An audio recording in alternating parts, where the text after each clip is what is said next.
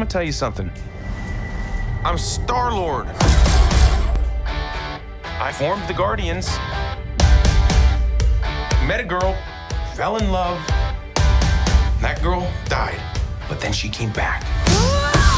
James, it's been 6 years since the last movie of the saga, and these 6 years there have happened a lot of things, ups and downs. You did other superhero projects too, and I was wondering how did that affect to this third movie and also to you as a creator? I think mostly just learned because I learned a lot, since the last movie because I've directed a lot. I've directed another movie, a whole TV series. And it's just, I've just felt more competent going into it. And I think also the emotion around all of it with the people that I've, known for so long, knowing this is going to be the last one was difficult at times. But overall, it was really a pleasant, production. Mm-hmm. This movie is about Rocket. And also, the saga is about Rocket somehow, and you also say it in this movie. And I was wondering why Rocket is so important for you and also for the Guardians. Well, I think for me, Rocket was always the center of the Guardians. I think from the very beginning, when this project was first pitched to me by Marvel, and I was like, I don't quite see my way into it. It seemed almost like Bugs Bunny and the Avengers. I thought it was kind of weird. And I was driving home from that meeting, and I sat there and I thought, well, wait a second. If there is a talking raccoon, how would he be real? What would ground him? And so thinking about how horrible his past must have been, how he's a very lonely creature, that sadness sort of, I think, permeates all three films. And so it really was that origin story in my own mind, which grounded all of the Guardians films. And so he's always been the center of it because of that for me. So you always knew he was the center of it? Yeah.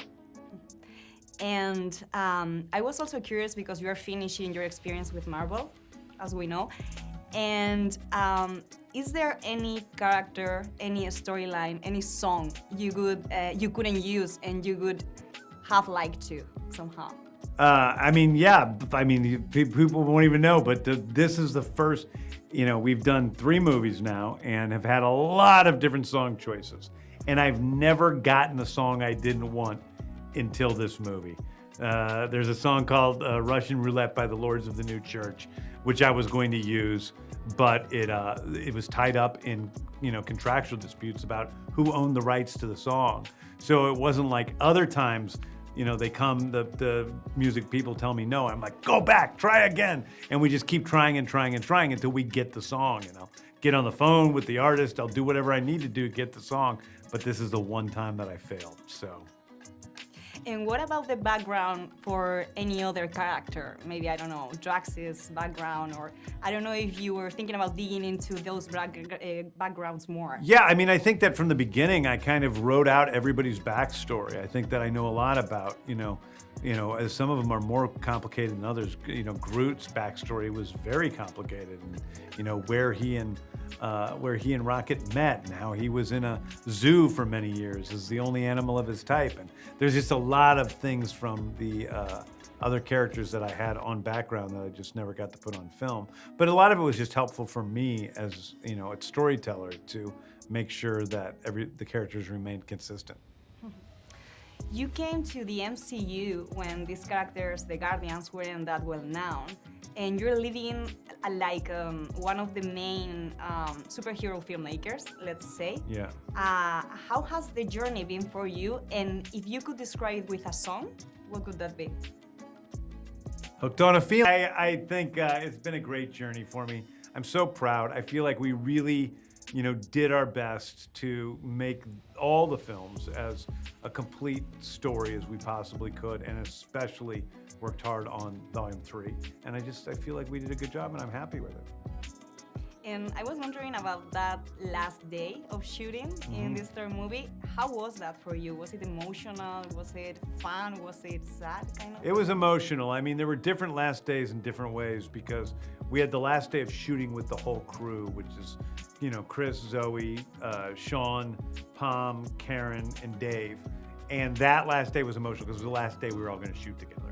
And we've been making a lot of movies together for a long time, and TV show and everything. So that was emotional. And then the last day, like the second to last day was Chris's last day. He gave a big speech that was really beautiful. The very last day was Zoe's last day. She gave a speech. My brother Sean gave a speech. I remember Maria Bakalova gave a beautiful speech on the last day. So there was a lot of different speeches on the last day that were just all made me cry. Found each other. Are you ready for one last ride?